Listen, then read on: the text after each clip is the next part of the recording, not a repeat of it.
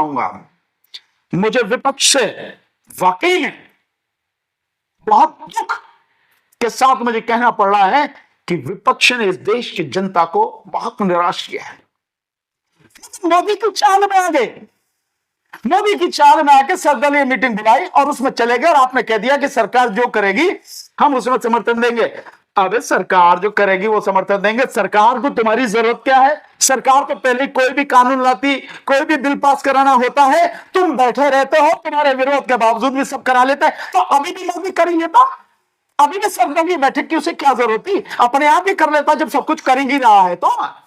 लेकिन नहीं, इस बार अगर कोई बात होगी तो वो सारा आपके कंधे पर रखकर, विपक्ष के कंधे पर रखकर, विभिन्न दलों के नेताओं के कंधे पर रखकर बंदूक चलाने की बात है।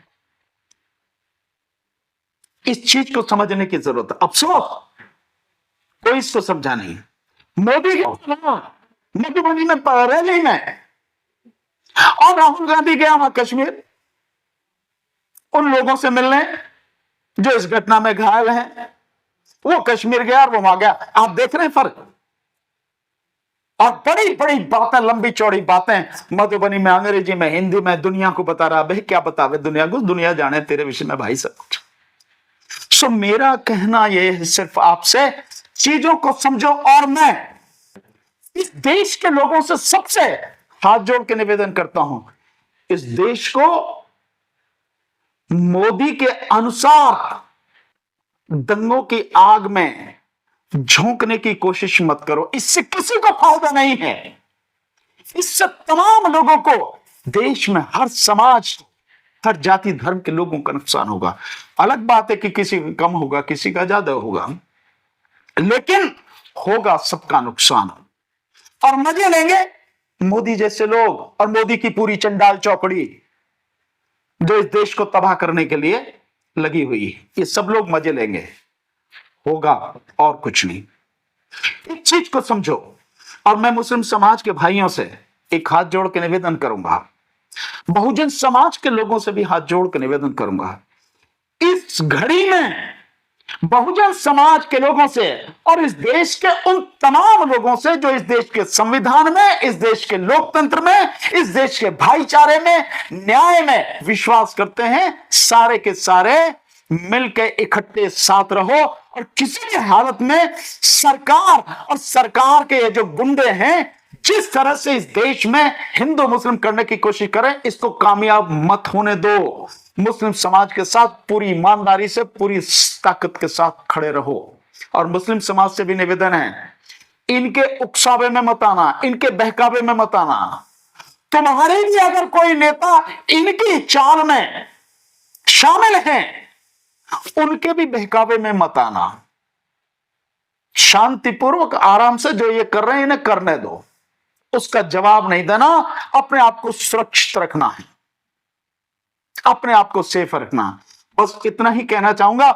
चलते चलते सिर्फ एक बात और कहना चाहूंगा, इसी में जोड़ देता हूं, विषय अलग है पर जोड़ देता हूं कि जो वक्फ का कानून है उस पर तो और डिटेल में बात करूंगा, पर एक चीज बताए दे रहा हूं, वक्फ का कानून केवल और केवल मुस्लिम समाज की जमीन को हड़पने का एक घिनौना कानून है।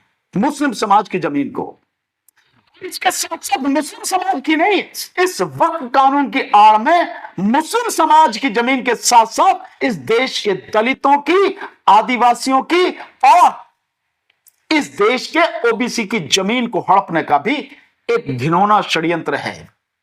मुसलमानों की जमीन छीनी जाएगी, ये तो कानून से दिख रहा है, वक्फ कानून से। लेकिन बाकी की तीनों की जो मैंने कही, दलितों की, ओबीसी की और आदिवासियों की, उसको आप देखें कि 14 अप्रैल को बोधिसत्व बाबा साहब डॉक्टर भीमराव अंबेडकर जी के जन्म दिवस पर हिसार में जो रैली मोदी ने करी है, उसमें जो उसने भाषण दिया है, उसमें यह कहा है कि वक्फ बोर्ड ने दलितों की, आदिवासियों की, ओबीसी की जमीन कब्जा रखी है। इसी से समझ जाओ कि कब्जा रखी, इसका मतलब उसको कब्जे से निकालने के लिए वक्फ बोर्ड का नाम लेकर दलितों की, आदिवासियों की जमीन छीनी जाएगी और उसे अपने अंबानी, अडानी और जो इनके यार हैं उनको दी जाएगी। ये घिनौना षड्यंत्र है, इसे समझने की जरूरत है। बस मुझे इतना ही कहना है, चीजों को समझो और उसी के हिसाब से रिएक्ट करो, प्रतिक्रिया उसी के हिसाब से करो। समझदारी, दिमाग से काम लेना बहुत जरूरी है, विवेक का इस्तेमाल करना बहुत जरूरी है। समझदारी से रहोगे, विवेक का इस्तेमाल करोगे, ये कुछ नहीं आपका बिगाड़ सकेंगे, नहीं तो तबाह हो जाएगा देश। बस इतना ही आपसे कहना है। नमो बुद्धाय, जय भीम, जोहार, आदाब, सत श्री अकाल, नमस्कार।